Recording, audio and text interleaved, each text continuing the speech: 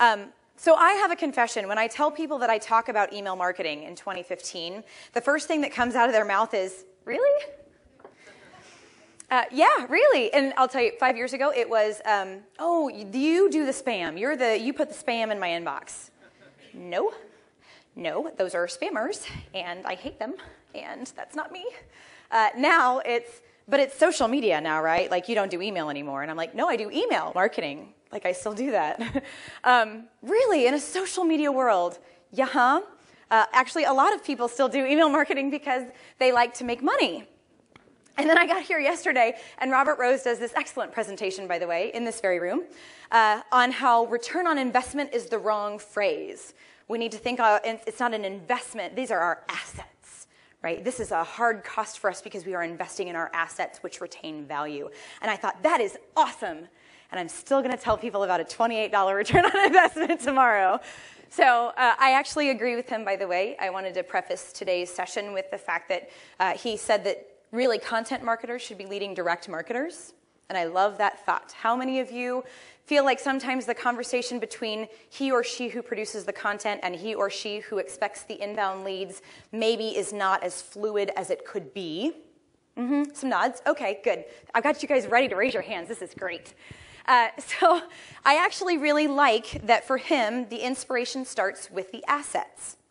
Right? Robert Rose talked about really the content marketer should start the conversation, the story, and then the direct marketer, or the email marketer in my case, is the one that picks that up and makes it into an action. I love that. Because I never want you to sit down and look at your computer on the first Tuesday of the month and go, oh my God, I have to write an email newsletter. What is it going to say? That is the worst nightmare of email marketers. And even worse, your customers super don't like those email newsletters either. So we're going to talk about how to do it the right way. I usually start off with a couple of graphs, and almost always email marketing is at the top of some really long list. You guys are here today, and I'm guessing that I can skip this piece, but it'll be in the presentation for when you have to give ammunition to somebody else in your company. Because here's the good news. We spend 2 days talking about what's the return on investment for content marketing, and I would suggest to you that the return on investment comes through email.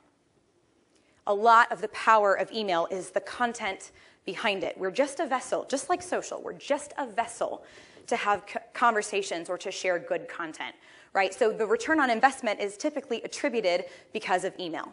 So let's get to it. The Direct Marketing Association says that for every $1 you spend in email marketing, that you should get about $28 in return on investment on average. 28. This is not like 28%, right? $28 for every $1 you invest. How many of you are getting that? How many of you are getting $28 for every $1 you invest in email marketing? Oh, good. So it's good to see you here. Okay, so that is a rather alarming number, so I dug into that, and I tried to find out if I had any clients that actually had a $28 return on investment. Lo and behold, some of my favorite campaigns that I've been sharing with audiences like you guys for years, happen to hit that $25 to $28 threshold. So I have 3 things for you today. Nope. First, I have to define ROI. I have 3 things for you today. I'm going to go back to that. The first is I am going to guarantee you a way that you can improve your email marketing return on investment. You can write down my name, the time of day. I can guarantee you that I can change your return on investment in 2 ways. 1, by improving inbox placement, and 2, by trimming your inactives. And I'll tell you at the end all of my favorite ideas that get a better return on investment. But first, the reason that we're digging into this way is return on investment. This is not a math lesson. I am very aware of the fact that I am right after lunch. So almost no math, almost. Return on investment in this case being you can either change the upper line or you can change the bottom line, right? I can either increase my revenue or decrease my expenses. I can increase my revenue if I'm doing better than I was doing before. Okay, we're going to improve our inbox placement and talk a little bit about that.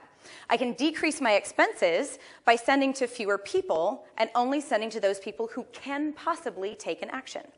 So let's dive in.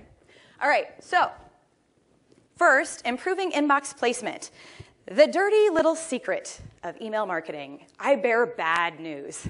The dirty little secret of email marketing is just because you sent it does not mean it went anywhere. Okay, so we think we're sending to 100 people, and 85 of them get it in the inbox. Another 5 or 6%, or another 5 or 6 people in that list might get it in their junk folder, and then the rest go nowhere. This is not a bounce. This is not, this address does not exist. This is not, I went to quarantine. This is literally just, Yahoo thinks you look fishy, and today's not your day. Oh, really? Really? After everything I did to put together that painstaking May newsletter, it didn't even get there? Okay, so that's a problem, right? Because, oh, there's my 15%. So these are our people. These are our 100 people. The people in black are the people who are actually receiving it.